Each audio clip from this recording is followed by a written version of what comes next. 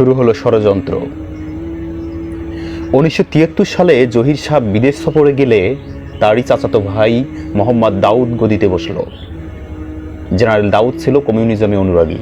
তার ঘরেই সমাজতন্ত্র আর কমিউনিজমের সবক নিয়েছে আফগানিস্তানের বড় বড় কমিউনিস্ট নেতারা। তারা কি হাফিজুল্লাহ আমিন আর বারবাক কারমালরা। মোহাম্মদ দাউদ প্রধানমন্ত্রীত্বের সাথে প্রতিরক্ষা ও পররাষ্ট্র মন্ত্রণালয় দুটোই তার হাতে রাখল। লাগাতার 10 বছর এ মসনদ আখড়ে থেকে জেনারেল দাউদ আফগানিস্তানের ইসলামী চেতনার আগুনে ছাই চাপা দিয়ে কমিউনিজমের নতুন চারায় পানি ঢালার কাজটি খুব দক্ষতার সাথে করতে থাকল।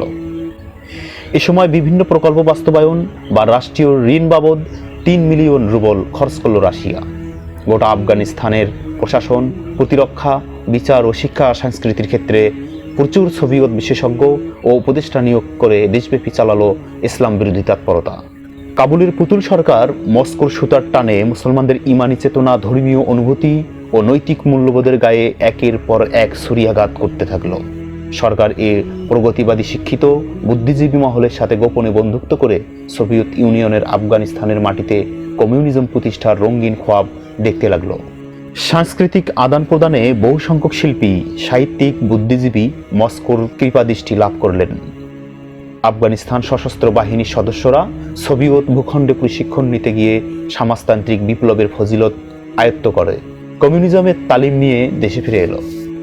সারা দেশে যখন সোভিয়েত সম্প্রসারণবাদী শক্তির আগ্রাসন পুরো মাত্রায় চলছে, তখনও আফগান জনসাধারণ নির্লিপ্ত, সমাজের নেতৃত্ব, স্থানীয় আলেম ওলামা, ইমাম ও মোয়াল্লিম সাহেবান সহ নিজ নিজ কাজে ব্যস্ত। মাদ্রাসা, মসজিদ, মক্তব ও খানকাগুলো স্বাভাবিক গতিতেই কাজ চালিয়ে যাচ্ছে।